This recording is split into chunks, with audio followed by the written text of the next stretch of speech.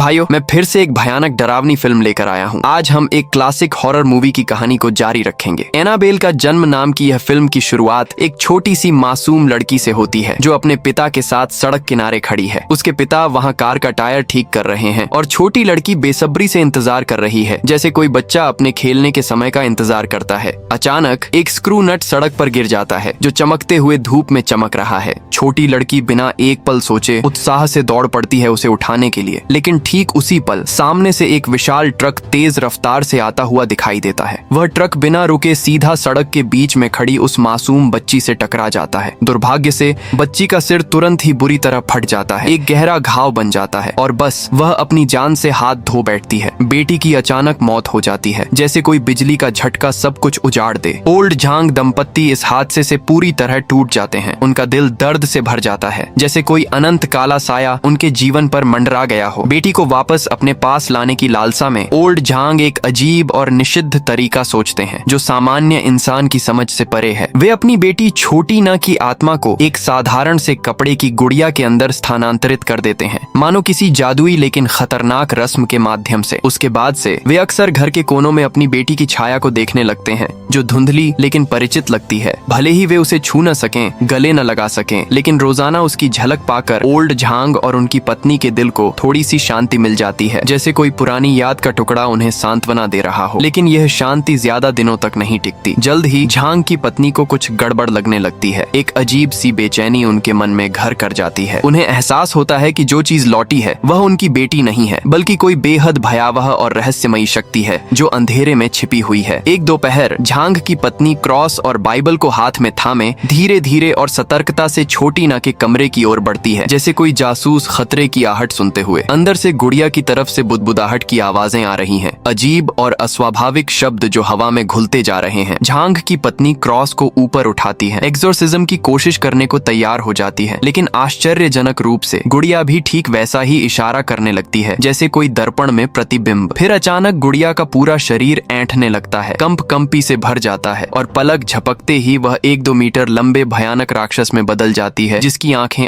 आग उगल रही हैं। झांग की पत्नी डर से स्तब्ध हो जाती हैं, उनका चेहरा पीला पड़ जाता है। शाम को जब ओल्ड झांग घर लौटते हैं तो पत्नी की चीखें सुनाई देती हैं जो हवा को चीर रही हैं। वे दौड़ते हुए जाते हैं और देखते हैं कि पत्नी का आधा चेहरा बुरी तरह छलनी हो चुका है, आंखें फूट चुकी हैं, खून से सन गया है। अपनी आखिरी सांसों में झांग की पत्नी फुसफुसाती है कि वह हमारी बेटी नहीं है, बल्कि एक भयंकर शैतान है जो अभी अभी उनकी आत्मा को निगलने की कोशिश कर रहा था। ओल्ड झांग घबरा जाते हैं, लेकिन तुरंत कमरे की दीवारों पर बाइबल के पन्ने चिपका देते हैं, एक सुरक्षात्मक ढाल बना देते हैं जैसे कोई किले की दीवारें खड़ी कर रहे हों। फिर वे एक पुजारी को बुलाते हैं जो पवित्र जल छिड़कता है और आखिरकार गुड़िया पर चढ़े शैतान को सील कर दिया जाता है। उसके बाद घर में शांति छा जाती है, कोई भूत प्रेत की छाया नहीं लहराती, सब कुछ सामान्य लगने लगता है। समय बीतता जाता है और 12 साल बीत चुके होते हैं, जैसे कोई लंबी रात का अंत हो गया हो। पापों का प्रायश्चित करने के लिए ओल्ड झांग अपना घर एक अनाथालय में बदल देते हैं जो बेघर बच्चों के लिए एक सुरक्षित आश्रय बन जाता है। वे एक नन को बुलाते हैं जो बच्चों की देखभाल करे, जैसे कोई माँ की भूमिका निभाए। इस बार 7 लोग आते हैं, 6 बच्चे और एक नन लीसा। यह घर बेहद विशाल है, जैसे कोई पुराना महल जिसमें कक्षाएं, पढ़ाई के कमरे, सब कुछ मौजूद है। क्योंकि ओल्ड झांग पहले लकड़ी का काम करने वाले बड़े ही थे, इसलिए घर का हर कोना उनकी कुशलता से सजा हुआ है, हर नक्काशी उनकी मेहनत की गवाही देती है। लेकिन ये बच्चे बेहद शरारती हैं, जैसे कोई जंगल के छोटे जानवर। घर में घुसते ही इधर उधर उछल कूद करने लगते हैं, सामान हिलाने लगते हैं। ओल्ड झांग खास तौर पर उन्हें चेतावनी देते हैं कि वे और उनकी पत्नी नीचे के फ्लोर पर रहते हैं, सिवाय उनके कमरे के। बाकी जगहों पर मस्ती करो लेकिन सावधानी बरतो, कहते हुए वे बच्चों को ऊपर ले जाते हैं कमरों का जायजा लेने, जैसे कोई गाइड पर्यटकों को घुमाता हो। एक लड़की है, नाम है छोटी मी, जो बचपन में पोलियो की चपेट में आ गई थी, इसलिए उसका बायां पैर ठीक से काम नहीं करता। सीढ़ियां चढ़ना उतरना उसके लिए यातना है। सौभाग्य से ओल्ड झांग ने सीढ़ियों पर इलेक्ट्रिक चेयर लगाई हुई है जो पहले उनकी लकवाग्रस्त पत्नी के लिए इस्तेमाल होती थी, लेकिन अब धूल खा रही है। छोटी मी सेफ्टी बेल्ट बांधती है, चेयर को आजमाती है और पाती है कि उसकी पावर जबरदस्त है। कुछ ही पलों में वह टॉप फ्लोर पर पहुंच जाती है, लेकिन ऊपर पहुंचते ही छोटी मी को लगता है कि माहौल बेहद शांत है, एक असहज शांति, जैसे कोई अदृश्य आंखें अंधेरे में उसे घूर रही हों, सांसें थम सी गई हों। तभी अंधेरे में एक सफेद परछाई फुर्ती से सरक जाती है, हवा को काटती हुई। छोटी मी आवाज सुनकर झटके से मुड़ती है और ठीक उसी वक्त बाकी बच्चे भी ऊपर आ जाते हैं। सबसे बड़ा बेडरूम 2 शरारती लड़कों के कब्जे में चला जाता है, जबकि छोटी मी और उसकी दोस्त छोटी ली एक छोटे से कमरे में डबल बंक बेड पर ठहरती हैं। छोटी मी की नजर सामने एक अजीब से कमरे पर पड़ती है जिसके दरवाजे के फ्रेम पर कुछ अंक उकेरे हुए हैं, जैसे किसी की ऊंचाई का रिकॉर्ड रखा गया हो, पुरानी यादों का निशान। जिज्ञासा से भरी छोटी मी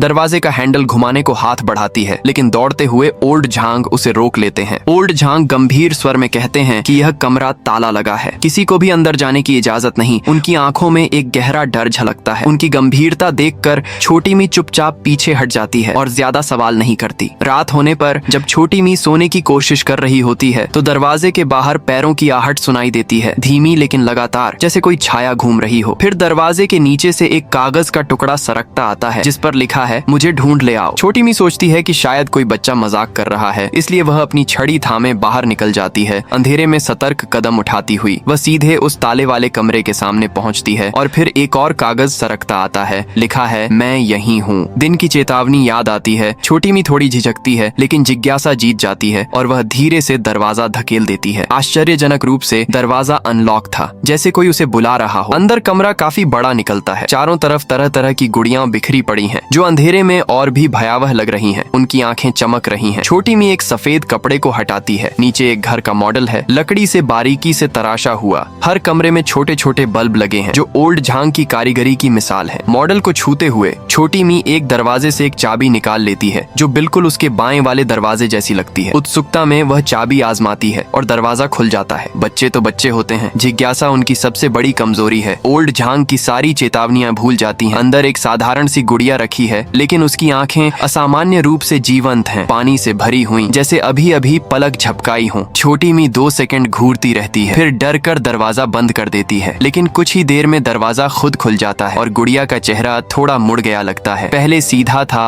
अब दाईं तरफ। छोटी मी बिना सोचे फिर बंद करती है और बाहर से ताला लगा देती है, लेकिन जैसे ही पीछे मुड़ती है दरवाजा फिर खुला होता है। गुड़िया सीधे उसे घूर रही है, आंखों में एक काली चमक। घबराई छोटी मी एक सफेद कपड़ा गुड़िया के सिर पर डाल देती है और खिड़की से झांकती है, जहां ओल्ड झांग लालटेन थामे टूल रूम से इस तरफ आते दिखते हैं। लेकिन 2 कदम चलने के बाद वे रुक जाते हैं, जैसे कुछ भयानक देख लिया हो। छोटी मी डर से कांप जाती है, छड़ी थामे भागने को तैयार होती है, लेकिन तभी वह सफेद कपड़ा ओढ़े गुड़िया दरवाजे पर खड़ी हो जाती है, जैसे कोई भूतिया पहरेदार। लेकिन अज्ञात कारणों से वह छोटी मी को नजरअंदाज कर देती है, जैसे कोई खेल खेल रही हो। जब ओल्ड झांग पहुंचते हैं, छोटी मी पहले ही कमरे में लौटकर सोने का नाटक कर रही होती है। आधी रात को बगल के कमरे में जेनी और मैरी एक दूसरे को भूतिया कहानियां सुना रही होती हैं, कंबल ओढ़े, उत्साह से भरी आवाजों में, जैसे कोई गुप्त सभा हो। कहानी के चरम पर पहुंचते ही टॉर्च अचानक बुझ जाती है, अंधेरा घना हो जाता है। फिर दूर से घंटी की आवाज आती है, धीरे धीरे करीब होती जाती है, हृदय की धड़कनों से तेज। लीसा चीखें सुनकर दौड़ कर आती है। जेनी फुसफुसाती है कि उसने ओल्ड झांग की पत्नी को खिड़की के पास खड़े देखा, एक भयावह साया। ओल्ड झांग कहते हैं कि असंभव है, उनकी पत्नी सालों से लकवाग्रस्त है, कभी कमरे से बाहर नहीं निकली। उनकी आवाज में एक दर्द भरी निश्चितता है। अगली सुबह ओल्ड झांग का कोई जरूरी काम पड़ता है, वे बाहर चले जाते हैं। झांग की पत्नी लीसा को कमरे में पानी लाने को कहती है, जैसे कोई दैनिक काम। लीसा अलमारी पर रखी फोटो देखती है, बच्चों की तस्वीरें, और तारीफ करती है कि कितने प्यारे हैं। झांग की पत्नी उदास स्वर में बताती है कि यह उनकी बेटी है, जो अब इस दुनिया में नहीं रही। उनकी बातें दरवाजे के बाहर खड़ी छोटी मी सुन लेती है, जो चुपचाप खड़ी है। अब उसे पता चलता है कि ओल्ड झांग की एक बेटी थी और शायद वह ताला वाला कमरा उसी के लिए था, एक भूली हुई याद का कोना। जाते वक्त छोटी मी दीवार पर लगी फोटो फ्रेम उतार लेती है, जिसमें छोटी ना गुड़िया को गले लगाए मुस्कुरा रही है। लेकिन जैसे ही फोटो को कोने में रखती है, छोटी ना का चेहरा अचानक बदल जाता है, आंखें चमकने लगती हैं और वह शैतानी रूप धारण कर लेती है, जैसे कोई जादू। इन रहस्यों को सुलझाने के लिए छोटी मी फिर छोटी ना के कमरे में पहुंचती है, इस बार और साहस के साथ। वहां बिस्तर किनारे का रेडियो खुद ब खुद चालू हो जाता है, पुरानी धुन बजने लगती है, हवा में गूंजती हुई। छोटी ली को छोटी मी गायब मिलती है, वह भी खोजते हुए आ जाती है, पूछती है कि यह किसका कमरा है। छोटी मी बताती है कि ओल्ड झांग की बेटी का, लेकिन लगता है वह मर चुकी है। तभी छोटी ली को पास की गुड़िया का सिर घूमते हुए दिखता है, सीधे उसे घूर रही है, आंखों में एक काली गहराई। ये भयावह दृश्य देखकर छोटी ली डर से भाग जाती है, चीखते हुए। लेकिन छोटी मी का साहस कमाल का है, वह कमरे में घूमती रहती है, हर कोने को टटोलती है। जब वह नीचे झुककर घर के मॉडल को देख रही होती है, तो आखिरकार वह चीज मिल जाती है जो वह ढूंढ रही थी। अचानक एक छोटी लड़की खिड़की पर प्रकट हो जाती है, जैसे कोई भूत। छोटी मी डरते हुए अभिवादन करती है, लेकिन कोई जवाब नहीं आता, सिर्फ सिर घूमता है। छोटी ना अचानक शैतानी रूप दिखाती है, छोटी मी के पैर पर वार करती है, खरोंच मार देती है। छोटी मी भयभीत हो जाती है, चीखते हुए कमरे से बाहर भागती है, लेकिन कितना भी चिल्लाए, चारों ओर सन्नाटा सन्नाटा ही है, कोई जवाब नहीं। सभी दरवाजे बंद हो चुके हैं, जैसे कोई जाल बिछा दिया हो, और उसकी दृष्टि धुंधली हो जाती है। घबराहट में वह इलेक्ट्रिक चेयर पर बैठकर नीचे ओल्ड झांग की मदद मांगने को उतरती है, लेकिन चेयर बीच रास्ते में रुक जाती है, फिर उसी रास्ते वापस लौटने लगती है। छोटी मी बेल्ट न खोलकर कूदने की हिम्मत नहीं जुटा पाती, डर से कांपते हाथों से रेलिंग पकड़ लेती है, जो टूटने लगती है। जैसे ही वह सोचती है कि शायद बच गई, चेयर से उछलकर वह सीधे टॉप फ्लोर से ग्राउंड फ्लोर के लिविंग रूम में गिर पड़ती है। लकीली कालीन की वजह से जान बच जाती है, बस नाक से थोड़ा खून बहता है, दर्द भरा लेकिन घातक नहीं। दृश्य बदलता है। ओल्ड झांग छोटी मी को अस्पताल से चेकअप कराकर लाते हैं। डॉक्टर कहते हैं कि कुछ गंभीर नहीं, बस हल्की आंतरिक चोट है, आराम की जरूरत है। छोटी मी लीसा को बताती है कि घर में कोई गंदी शक्ति है, अब यहाँ नहीं रहना चाहिए, डर से कांपते स्वर में। लेकिन लीसा विश्वास नहीं करती, कहती है कि मुश्किल से जगह मिली है, भागे तो फिर सड़कों पर भटकना पड़ेगा। भूख और ठंड का सामना। वह छोटी मी को आंगन में धकेल देती है, सूरज की धूप में आराम करने को, जैसे कोई माँ सलाह दे। लीसा की तसल्ली से छोटी मी का मन थोड़ा हल्का हो जाता है। वह कुर्सी पर टिककर झपकी लेने को तैयार होती है। अचानक कुर्सी हिलने लगती है, कंपन से भर जाती है। छोटी मी सोचती है कि दोस्त मजाक कर रहे हैं, लेकिन चारों ओर सूना पड़ा है, कोई नहीं। उसी पल सामने टूल रूम का दरवाजा खुद खुल जाता है, जैसे कोई अदृश्य हाथ। फिर पीछे से एक नन की पोशाक पहने व्यक्ति व्हील चेयर को धकेलता हुआ आता है। छोटी मी पहले सोचती है लीसा है, लेकिन मुड़कर देखती है तो काले विशाल पंजे दिखते हैं, बिल्कुल अजनबी। वह व्यक्ति बिना बोले छोटी मी को टूल रूम में बंद कर देता है। व्हील चेयर खुद सरक जाती है, साफ जाहिर है कि कोई उसे रोकना चाहता है। तभी सामने की अलमारी जोर जोर से हिलने लगती है, जैसे कोई जंगली जानवर बाहर निकलने को बेताब हो। छोटी मी जल्दी से बोर्ड के नीचे छिप जाती है, सांसें थाम ली। कुछ देर बाद सब शांत हो जाता है, एक पिन ड्रॉप साइलेंस। तभी छोटी ना कहीं से प्रकट हो जाती है। छोटी मी के चीखने पर अपना मुंह खोलती है और काले धुएं को उसके मुंह में डालने लगती है, जैसे कोई जहर। लीसा शोर सुनकर दौड़ कर आती है, दरवाजा खोलती है, पूछती है क्या हुआ। छोटी मी मुस्कुराते हुए कहती है कि बस बंद हो गई थी, कुछ नहीं। लेकिन उसकी मुस्कान में कुछ अजीब है। रात को छोटी मी कल की घटना से डरकर ऊपर नहीं सोती, नीचे सोफे पर लेट जाती है। छोटी ली अकेले सोने से डरती है। ऊपर जाती तो छोटी ना के कमरे से कर्कश आवाज आती है, जैसे कोई लकड़ी चरमरा रही हो। वह ताले के छेद से झांकती है, गुड़िया को रॉकिंग चेयर पर झूलते देखती है। घबराकर दरवाजा खोलती है, लेकिन कुर्सी खाली है। फिर तेज पैरों की आहट। छोटी ली स्तब्ध हो जाती है, बिस्तर पर चढ़कर कंबल में दुबक जाती है। लाइट भी बुझ जाती है, जैसे कोई ऊपर चढ़ रहा हो। नीचे झांकती है तो फर्श पर विशाल पैरों के निशान। अगले दिन छोटी ली ओल्ड झांग के पास जाती है, कहती है कि छोटी मी हाल में बहुत अजीब हो गई है, कह रही है कि आपकी बेटी को देखा। ओल्ड झांग कहते हैं कि नामुमकिन, बेटी सालों पहले गुजर चुकी। छोटी ली बताती है कि छोटी मी ने उस कमरे से गुड़िया निकाली, उसके बाद पूरी तरह बदल गई। ओल्ड झांग स्तब्ध हो जाते हैं, कहते हैं कि गुड़िया तो छिपा दी थी, कैसे मिली, और जोर देकर कहते हैं कि उस गुड़िया को कभी न छूना। लेकिन जैसे ही लौटते हैं, गुड़िया डाइनिंग टेबल पर रखी मिलती है, बगल में कागज, तुम्हें ढूंढ लिया। तभी छोटी मी व्हील चेयर पर आती है। ओल्ड झांग कहते हैं कि तुमने वादा किया था उस कमरे में नहीं जाओगी। छोटी मी चुप रहती है, उसके हाव भाव विचित्र हैं, जैसे कोई कठपुतली। ओल्ड झांग समझ जाते हैं कि वह पोजेस्ड है, क्रॉस उठाते हैं, लेकिन शैतान इतना शक्तिशाली है कि क्रॉस बेकार। फिर ओल्ड झांग की उंगलियां टूटने लगती हैं, शैतान उन्हें यातनाएं देता है, आखिरकार मार डालता है। लीसा चीखें सुनकर दौड़ती है, रेस्तरां में ओल्ड झांग को आंखें फेरी हुई देखती है। पुलिस शव ले जाती है। लीसा बच्चों को सोने भेजती है, लेकिन छोटी ली सो नहीं पाती। लगता है सब गुड़िया की करतूत। चुपके से गुड़िया ले जाती है आंगन में कुएं में फेंकने को। लीसा पीछे आती है। छोटी ली चिल्लाती है कि गुड़िया ने ओल्ड झांग को मारा, सब उसी की वजह। फेंक देती है, लेकिन झुककर देखती है तो कुएं से हाथ निकलता है, छोटी ली को पकड़ लेता है। लीसा खींचकर बचाती है। घर लौटते हैं तो गुड़िया सोफे पर, छोटी मी भी गायब। लीसा सबको ढूंढने को कहती है, खुद गुड़िया थामे झांग की पत्नी के कमरे में। पूछती है क्या राज है। झांग की पत्नी डर कर कहती है कि गुड़िया को जलाओ। बड़बड़ाती है, वह लौट आई, फिर पूरी कहानी सुना देती है बेटी की। लीसा मास्क के नीचे चेहरा देखकर सिहर जाती है। इधर बच्चे छोटी मी को पाते हैं, वह चल रही है, अजीब बातें कर रही, चाकू लिए। लीसा दौड़ती है, जेनी को फोन करने को कहती है, खुद संभालती है। ऊपर छोटी ली को छिपे देखती है, भागने को कहती, लेकिन छोटी मी दरवाजे पर। लीसा प्रार्थना करती है, लेकिन बेकार, हवा में उड़ जाती है। छोटी ली भागती है, कमरे में छिपती, लेकिन सील्ड। एक लिफ्ट जैसा मिलता है, रस्सी खींचती है, नीचे बेसमेंट, वहाँ क्रॉस, खून के धब्बे। नीचे झांकती तो झांग की पत्नी आधी रेंगती हुई भागती है। लिफ्ट ऊपर, लीसा गायब। छोटी ली बाइबल वाले कमरे में।